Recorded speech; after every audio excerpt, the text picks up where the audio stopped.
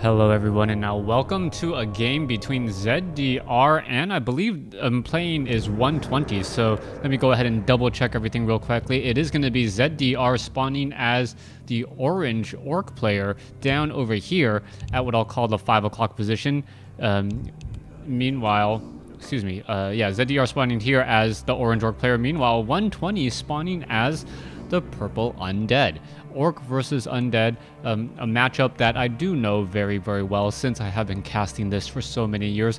For all of you guys who celebrate Christmas, Merry Christmas. I hope you guys have a Merry Christmas, Happy Holidays, and a good New Year as it is just around the corner.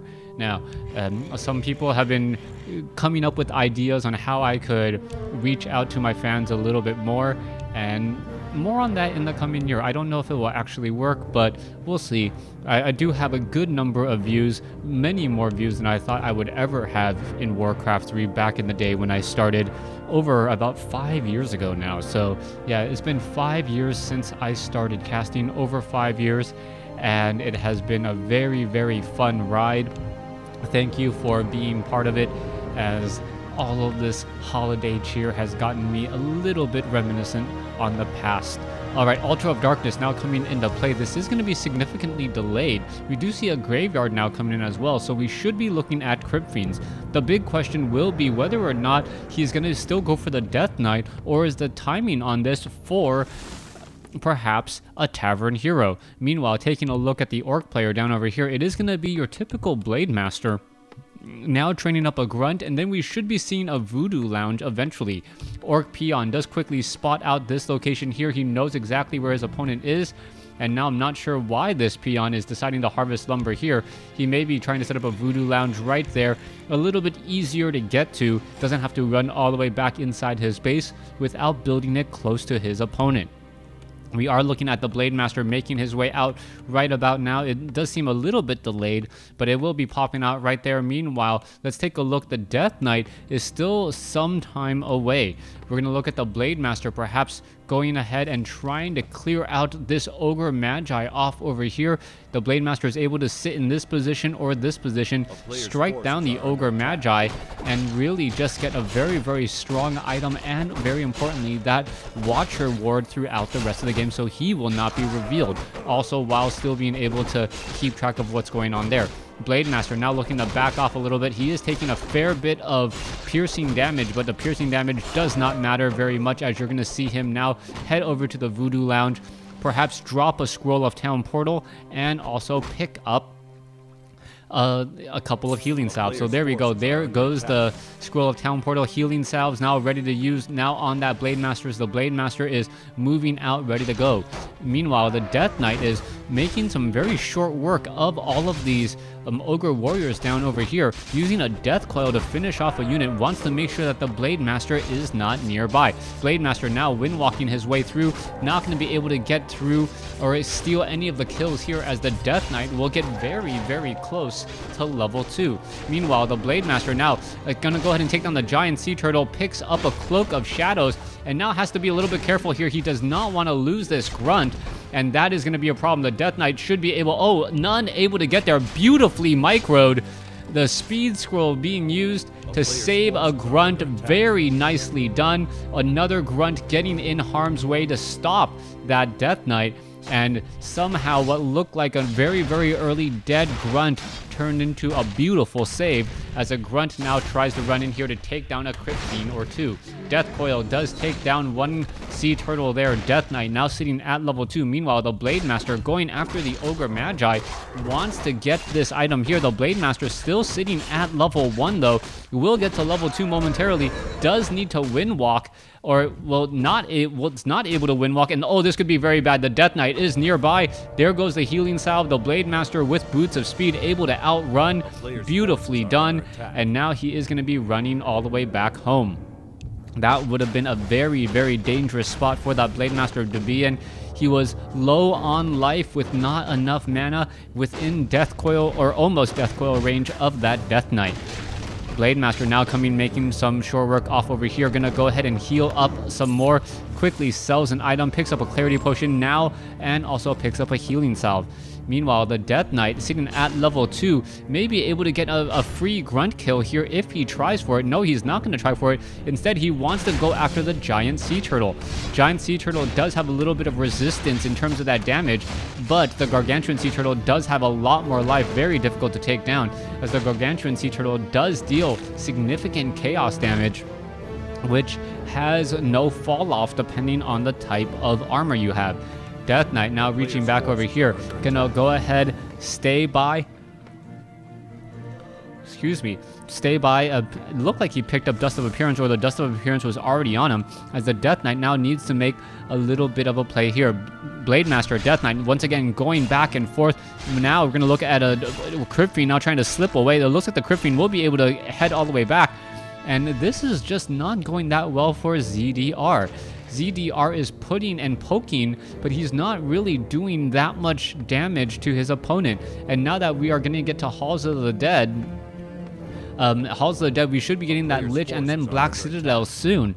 That Blade Master really needs to get a lot stronger items, perhaps some more consumable items off of this Turtle Rock Creep Camp, Potion of Invulnerability or a Potion of Greater Healing. Both of those very strong for that high, for that Blade Master who tends to take a little bit too much damage. All right, Gargantuan Sea Turtle now backing away. Meanwhile, the Blade Master, when walks through, is going to see perhaps a Gargantuan Sea Turtle taken down right in front of him. The Death Knight wants to get an easy kill onto this Gargantuan Sea Turtle, and it looks like he will be able to. Blade Master now just going straight after the Death Knight. Instead, there's a quick Hex, and all of a sudden, the Death Knight, who was so high on health, is now running for his dear life. Speed Scroll being used, Scroll of Town Portal in order to get away. It looks like a Hex onto a Crypt Fiend, but the Crypt Fiend will be able to back off. All right, Shadow Hunter looking to perhaps finish off what the Death Knight started. Gargantuan Sea Turtle looks like it will get taken down. Meanwhile, the Blade Master trying to go after a Crypt Fiend has to be very careful though, as there is Frost Nova. There's a Dust of Appearance, and the Blade Master now needs to run for the hills. Meanwhile, Shadow Hunter gonna go ahead and pick up the all-important Puript of Vitality. Gonna have a lot more health now, as we can see one skeletal minion just getting taken down there. Meanwhile, Blade Master down to 95 hit points, down to 56, will be able to survive and live to fight another day once more. This Blade Master has really been dancing with death for quite some time. Death Knight now looking to finish off a Gargantuan Sea Turtle here. He wants to get these Gargantuan Sea Turtles who do drop very strong consumable items. Blade Master did a run by. He is revealed. And now the Blade Master is going to end up taking a little bit of damage. All right, here, what's going on? Let's take a look. Blade Master now trying to get away, and it looks like the Gargantuan Sea Turtle. Oh, a quick Hex. What happened there? It looked like the Death Knight did get to level 3. Blade Master now trying to run back around once more. Spirit Link now being cast, as the Blade Master has got to be in a lot of trouble here, absorbing a bit of damage. Shadow Hunter now going after a unit there. Skeletal minions trying to disrupt the healing on that Blade Master, but the Blade Master now, when walked without Dust of Appearance, will be able to heal back up pretty easily. Another Gargantuan Sea Turtle off over here. Clarity Potion being used once more. Does have another healing salve just in case that Blade Master will take more damage. That Blade Master has been dancing with death for quite some time, and at some point I think the Death Knight and the Lich will just be able to catch back up to him. Slaughterhouse is producing obsidian statues already. We are nearly at Black Citadel, which means we are going to be getting that all-important Orb of Corruption, which amplifies all the damage being taken with a -5 armor. Meanwhile, let's take a look. Crypt Fiend going to go ahead and focus down the Troll Trappers here. Ogre Warrior going to get taken down as well. They're just doing a little bit of a dance back and forth, and it looks like both sides just regressing back to creeping, even though that there has been a lot of early action in these games. Ogre Lord down over here. Oh, turn off Fog of War so I can keep track of where things are. Ogre Lord down over here making his way over. We're going to see a quick ensnare by ZDR, and with that, it's going to make this creep camp much, much easier to take out. Meanwhile, back off to the north, Lich with Frost Armor makes it very, very difficult for a Blade Master to really get that much damage with the additional +3 armor and the attack speed debuff when you attack a unit that has Frost Armor. All right, Ogre Magi going to get taken down off over here. The Blade Master picks up Claws of Attack +12. And with that, things are going to start to look very up and up for ZDR. Gloves of Haste, Circlet of Nobility, Claws of Attack plus 12. He can even grab an Orb of Lightning if he wants to, and all of a sudden his damage is simply through the roof, even able to attack the air and take down destroyers. A Dark Ranger has been added to the Undead folds for the full Undead trifecta there. Death Coil obviously working on that Dark Ranger. Meanwhile, the Dark Ranger doing a little bit of scouting is going to push this peon back here. And I'm really curious as to what 120's strategy is going to be. You can take a look at the supply. He's sitting at 47 over 50. He nearly has a full army and is ready to go. Meanwhile, ZDR has exactly a full army as well. Both of them wanting to stay out of the upkeep zone. And by doing that, by staying out of the upkeep zone, excuse me, staying out of the upkeep zone. Hold on one moment.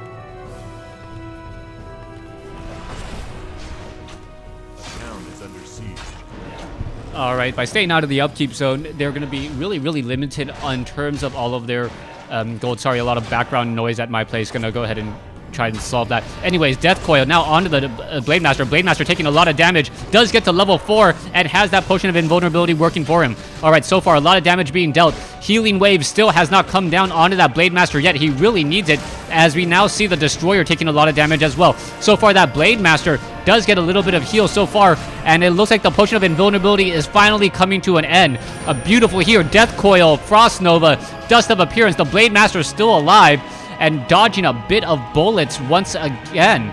So somehow that Blade Master was able to stay alive, and even though there was not any healing waves for quite some time, that Blade Master was able to just stick around much longer than I suspected. Alright, Lich now making his way to the center. Dark Ranger still sitting at level 1, has frost armor on her, going to be tanking a little bit of damage, as we now see the Blade Master looking for some easy targets. Not going to be able to find any except for a lonesome ghoul down over here. You can see that ghoul quickly taken out with 156 critical strike, as the Crypt Fiend may want to stay close by. Alright, let's see what's happening next. Off over here, Shadow Hunter pulling over some more sea turtles. If the Shadow Hunter can get level 2 Hex or level 2 healing, or both level 2 Hex and level 2 healing wave, the combination of that damage is just going to start to add up very, very quickly. All of a sudden, 120 is now a bit behind there after that last engagement. But oh no, Tome of Agility, Potion of Invulnerability picked up by the Dark Ranger. A beautiful steal there. And now that Creepjack is going to turn things around. Alright, one very, very unlucky grunt was not able to grab that speed scroll. And what's going to be happening next, as all of a sudden we could be getting a Death Coil Frost Nova onto the Shadow Hunter. Shadow Hunter now gets turned around, as we now see Wind Riders in the air.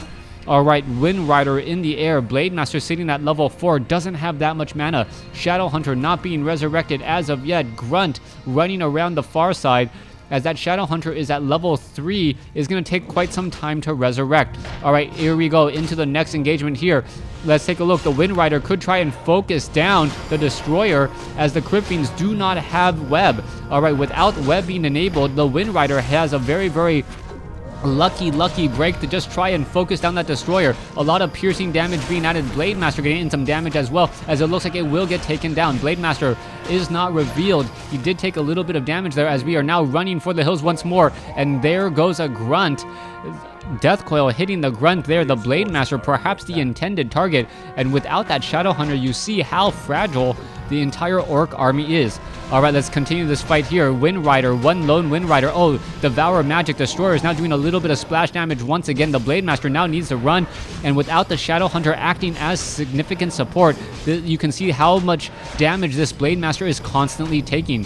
Also, with that -5 armor really eating into a lot of the damage mitigation built into most agility heroes.